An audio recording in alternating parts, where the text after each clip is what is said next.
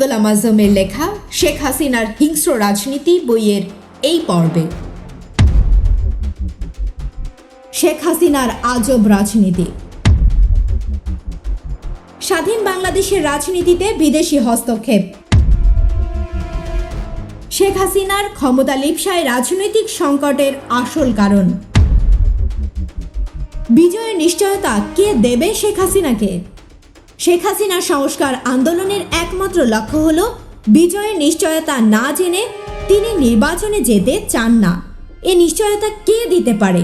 Caretaker সরকার প্রধান ও এর উপদেষ্টা মণ্ডলী এবং প্রধান নির্বাচন কমিশনার ও অন্য কমিশনারগণ এমন লোক হতে হবে যাদের ওপর শেখ হাসিনার পূর্ণ আস্থা হয়।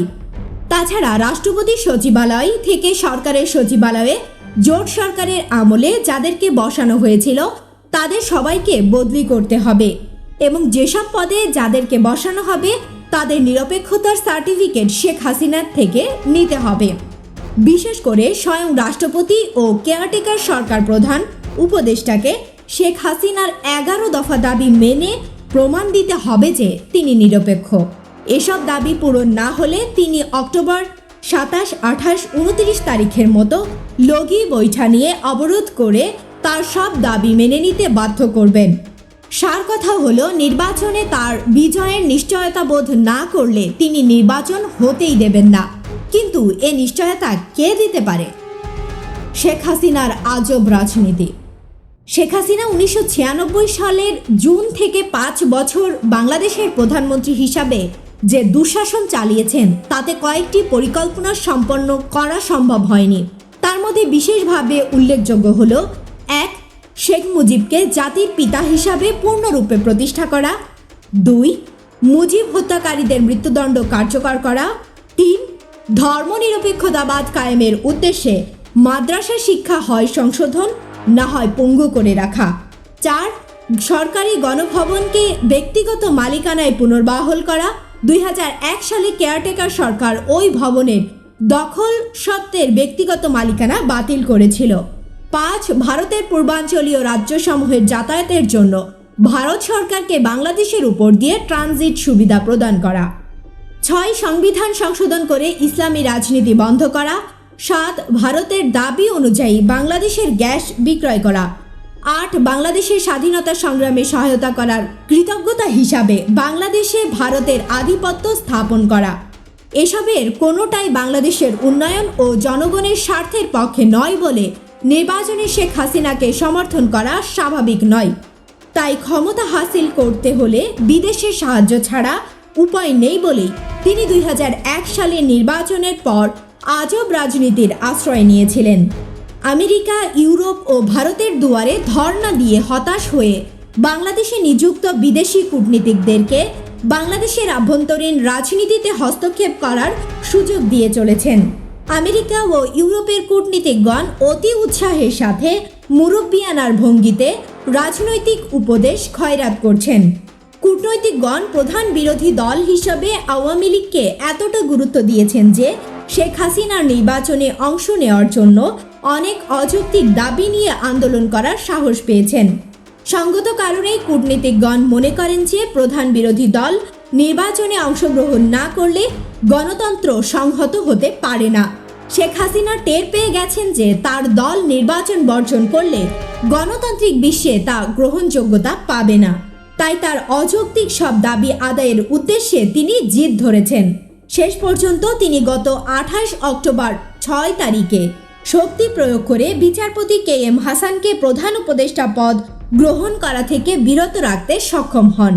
এর জন্য রাজধানী ঢাকায় তিনি নৃশংস হত্যাকাণ্ড চালান এবং সারা দেশেই তার লগি বৈঠা লাঠিধারীরা ব্যাপক সন্ত্রাসী কার্যকলাপে লিপ্ত হয়। অক্টোবর 27, 28 ও 29 তারিখে শেখ হাসিনার অবরোধের সময় টেলিভিশনের কূটনৈতিকগণের শেখ হাসিনার গণতন্ত্রের নমুনা দেখে হতভম্ব হয়ে পড়েন। তারা বুঝতে পেরেছেন যে শেখ হাসিনা গণতন্ত্রে বিশ্বাস করেন না। তাই তারা শেখ হাসিনার আজব রাজনীতির পৃষ্ঠপোষকতা করার উৎসাহ হারিয়ে ফেলেছেন। স্বাধীন বাংলাদেশের রাজনীতিতে বিদেশি হস্তক্ষেপ কোনো স্বাধীন দেশের রাজনীতি সম্পূর্ণ অভ্যন্তরীণ বিষয়। এতে বিদেশের হস্তক্ষেপের কোনো সুযোগ থাকার কথা নয়। 1991 সাল থেকে বাংলাদেশে 3টি নিরপেক্ষ নির্বাচন হয়ে গেল। রাজনৈতিক দলসমূহ স্বাধীনভাবে নির্বাচনে অংশগ্রহণের সুযোগ পেয়েছে। কেয়ারটেকার সরকারের পরিচালনায় নির্বাচন অনুষ্ঠিত হওয়ার কোনো এক দলের 5 বছরের বেশি একদিনও ক্ষমতায় টিকে থাকার এখতিয়ার নেই এবং নির্বাচনের কোনো দলের কারচুপি করার পথ নেই। এ অবস্থায় বাংলাদেশের গণতন্ত্র সংহত হওয়ার কথা, কিন্তু শেখ হাসিনা 2001 সালে নির্বাচনে পরাজিত হয়ে ফলাফল মেনে না নিয়ে বিদেশিদের নিকট ধর্ণা দিলেন। তার এ আজব ভূমিকার কারণেই বিদেশিরা এদেশের রাজনীতিতে হস্তক্ষেপ করার সুযোগ পেয়েছেন। 4 দলীয় জোট সরকারের পররাষ্ট্রমন্ত্রী এম মোর্শেদ খান বারবার প্রতিবাদ না করলে তারা মাথায় চড়ার চেষ্টা করতেন। তাদের নাক গলানোর জন্য শেখ হাসিনা 100% দায়ী। কেয়ারটেকার সরকারের উপদেষ্টাদের ভূমিকা। 2006 সালের 30 অক্টোবর সংবিধান অনুযায়ী 10 জন উপদেষ্টা শপথ গ্রহণ করেন। সংবিধান অনুযায়ী কেয়ারটেকার সরকার অরাজনৈতিক ও নির্দলীয় হওয়ার কথা, কিন্তু প্রেসিডেন্ট রাজনৈতিক দলের নিকট উপদেষ্টার নাম চাইলেন। রাজনৈতিক দল যাদের নাম দিলেন তাদের মধ্যে দলীয় মনোভাব থাকা অস্বাভাবিক নয়। সকল দলের তালিকা থেকে যদি কমন কোনো নাম পাওয়া যায় তাহলে তিনি নিরপেক্ষ ও নির্দলীয় হিসাবে গণ্য হতে পারেন। যারা কমন নন তারা তো দলীয় হওয়াই স্বাভাবিক। প্রধান দুটো রাজনৈতিক দলের মধ্যে দীর্ঘ সংলাপ সত্ত্বেও কোনো সমঝোতায় পৌঁছানো সম্ভব হলো না, যেখানে রাষ্ট্রপতি রাজনৈতিক দলসমূহের সাথে পরামর্শ করেও কেয়ারটেকার সরকারের প্রধান উপদেষ্টা পদের জন্য সর্বসম্মতভাবে কারো নাম জোগাড় করতে পারলেন না। সে পরিস্থিতিতে উপদেষ্টাগণ রাজনৈতিক দলের নেতাদের সাথে সংলাপ করে মীমাংসায় পৌঁছানোর দুঃসাহস করতে গিয়ে নিজেদের রাজনৈতিক পরিস্থিতি আরও ঘোলাটে করলেন। দফায় দফায় অবরোধের নামে গোটা দেশকে অচল করে রেখে যারা কেয়ারটেকার সরকারের বিরুদ্ধে বিদ্রোহ করলেন তাদেরকে তোয়াজ করে আরও আশকরা দিলেন। দেশে আইন শৃঙ্খলা বহাল ও দেশকে সচল রাখার দায়িত্ব বর্তমান সরকারের। যারা অবরোধ করে সরকারকে ব্যর্থ প্রমাণ করলেন তাদেরকে খোসামত করে উপদেষ্টাগণ কি পেলেন?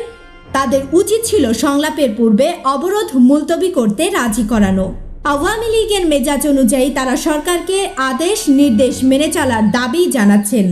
যা হোক, উপদেষ্টাগণ আওয়ামী লীগ নেতাদের সাথে আলোচনার পর আশা করি আওয়ামী লীগ কি চিজ তা উপলব্ধি করতে সক্ষম হয়েছেন। হয়তো তারা আন্তরিকতার সাথে চেয়েছেন যে আওয়ামী লীগ যেন নির্বাচনে আসে। তারা যে 11 দফা দাবি মেনে নেওয়ার শর্ত দিয়েছেন তাতে কি প্রমাণ হয় যে তারা নির্বাচন চান? তাহলে তারা আইডি কার্ড সহ নতুন ভোটার তালিকার দাবি কেমন করে করলেন? এর জন্য কমপক্ষে 1 বছর সময় প্রয়োজন, অথচ 2007 সালের জানুয়ারির মধ্যেই নির্বাচন হতে হবে। বিচারপতি KM হাসানকে বিব্রত করে শেখ হাসিনা কি বিজয়ী হলেন? শেখ হাসিনা কথায় কথায় বিজয় নিয়ে গর্ব করেন। 14 দলীয় জোট ও 4 দলীয় জোটের মধ্যে সংলাপে জামায়াতের উপস্থিতির কারণে সংলাপে বসলেন না। 2 দলের মহাসচিবের মধ্যে বৈঠক হওয়ায় জামায়াতকে ছাড়া সংলাপ হওয়াকে তিনি বিজয় বলে তৃপ্তিবোধ করলেন। বিচারপতি KM হাসানকে লগি বৈঠা লাঠি নিয়ে সন্ত্রাস করে সরে দাঁড়াতে বাধ্য করলেন। এটাকে শেখ হাসিনা বিরাট বিজয় মনে করলেন। বিচারপতির বদলে বিএনপির নির্বাচিত প্রেসিডেন্ট প্রধান উপদেষ্টা হলেন।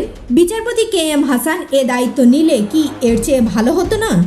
জুন 1996-এ নির্বাচনে বিএনপি নেতা জনাব আব্দুর রহমান বিশ্বাস প্রেসিডেন্ট ছিলেন।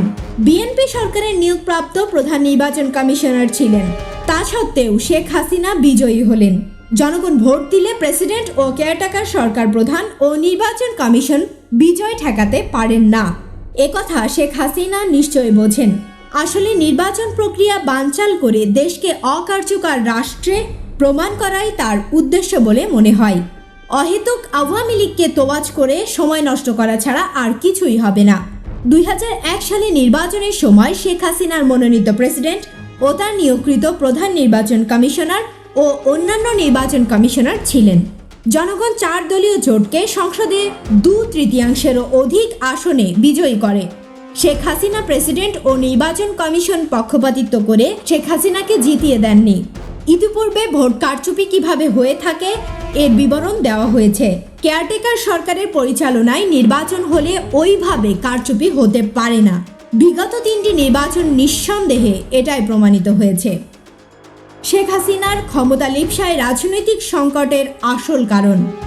শেখ হাসিনা একবার ক্ষমতায় গিয়ে যে মজা পেয়েছেন এবং 2001 সালে নির্বাচনে ক্ষমতায় যাওয়ার যে নীল নকশা এঁকেছিলেন তাতে ব্যর্থ হয়ে মেজাজের ভারসাম্য সম্পূর্ণ হারিয়ে ফেলেছেন বলেই মনে হয়। সংবিধানের মর্যাদা, দেশের অর্থনৈতিক উন্নয়ন, জনগণের সুখ শান্তি তার ক্ষমতা লিপ্সার নিকট একেবারেই মূল্যহীন। প্রথমবার 3 দিন, দ্বিতীয়বার 4 দিন লাগাতার অবরোধ করে দেশকে অচল করার যে যোগ্যতার প্রমাণ তিনি দিলেন তা থেকে বোঝা যায় যে দেশ ও জনগণের মঙ্গল করার কোনো যোগ্যতা না থাকলে ক্ষতি করার প্রচুর সামর্থ্য তিনি রাখেন। ক্ষমতায় যাওয়ার জন্য সাংবিধানিক, গণতান্ত্রিক ও রাজনৈতিক পন্থায় চেষ্টা করার পরিবর্তে ফ্যাসিবাদী উপায়ের আশ্রয় নিয়ে তিনি জনগণের প্রতি আস্থাহীনতারই প্রমাণ দিলেন।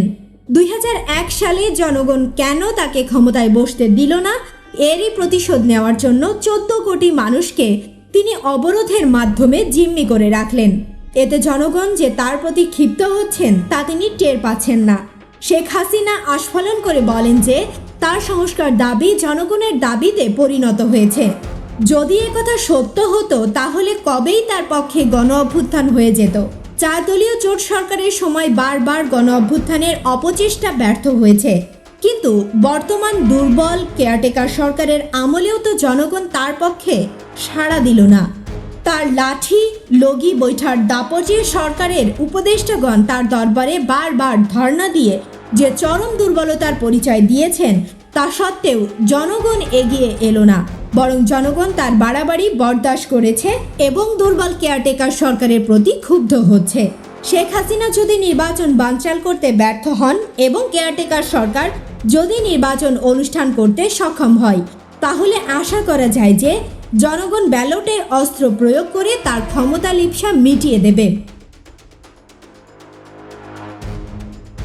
অধ্যাপক গোলাম আজমের লেখা শেখ হাসিনার হিংস্র রাজনীতি বইয়ের অডিও বুকটি নিয়মিত শুনতে চ্যানেলটি সাবস্ক্রাইব করে সঙ্গে থাকুন। ভালো থাকবেন।